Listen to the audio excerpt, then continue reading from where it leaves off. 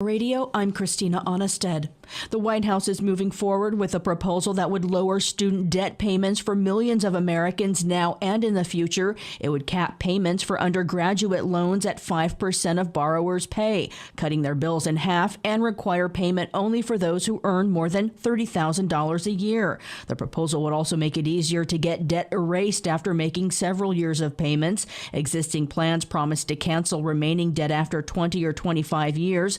The new plan would erase remaining debt after 10 years for those who took out $12,000 or less in loans. For every $1,000 borrowed beyond that, a year would be added. Education Department officials today called the new plan a student loan safety net that'll prevent borrowers from getting overloaded with debt. The president is moving forward with the plan even as his one-time debt cancellation plan faces an uncertain fate before the Supreme Court. In the House of Representatives, Republicans passed a rules package yesterday along party lines, with one Republican opposed. They also passed their first bill, legislation to cut funding that was intended to bolster the IRS. Though the budget office said rather than save money, the move will add $114 billion to the federal deficit. On the House floor Monday, Democrats voiced concern about Republican bills in the works. Alex Gonzalez has more. Democratic Representative Barbara Lee of California were not pleased to see pieces of legislation included in the package that surrounded key issues for Republicans like immigration, taxes, and abortion. This rules package is meant to help this body govern, not restrict the personal autonomy of millions.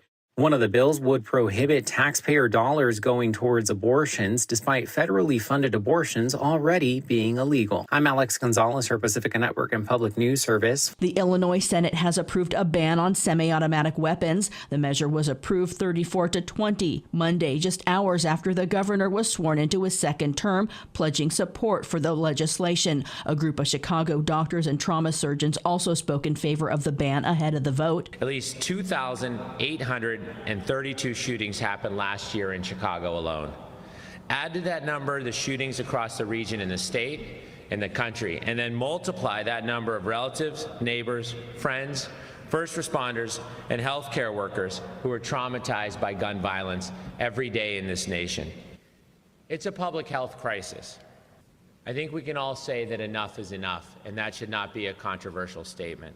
Republicans say the law will be overturned in court as unconstitutional. The Gun Violence Archives reports more than 44,000 gun violence-related deaths last year, including 648 mass shootings. That's nearly 2 a day in the U.S. Assault weapons have been called the firearm of choice for mass shooters. This year, the archives has documented more than 1,100 gun-related deaths and 21 mass shootings just 10 days into the new year.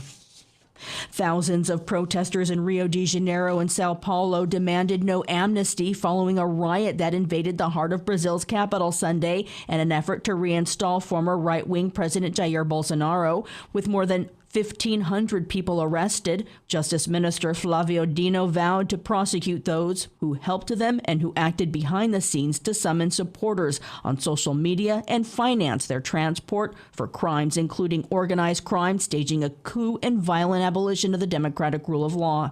Nós vivemos ontem o Capitólio brasileiro. We've witnessed a Brazilian version of the US Capitol building attack, but with two differences. First, no one died. And secondly, we have more people under arrest here than in the US, and very quickly. He's also said authorities would investigate allegations that local security personnel who allowed the destruction to proceed unabated. Chinese embassies have suspended issuing new visas for South Koreans and Japanese in apparent retaliation for imposing COVID-19 testing requirements from travelers from China. The notice from the Chinese embassy in Seoul said the ban would continue until South Korea lifts its discriminatory entry measures against China. At least 10 countries have done so recently after expressing concern about a lack of information about rapidly spreading COVID-19 outbreaks in China, including the U.S., Italy, Japan, Australia, and South Korea. President Joe Biden is in Mexico City for his first visit to the neighboring country since he was elected president. Christopher Martinez reports about the North American Leaders Summit. President Joe Biden and his wife Jill Biden arrived at the National Palace in Mexico City in the president's first visit to Mexico since his election. and the first U.S. presidential visit since Barack Obama in 2014. The summit is expected to take up a detailed agenda with items like supply chain issues, the COVID pandemic, and climate change. Migration will be a big issue, as it is domestically for President Biden.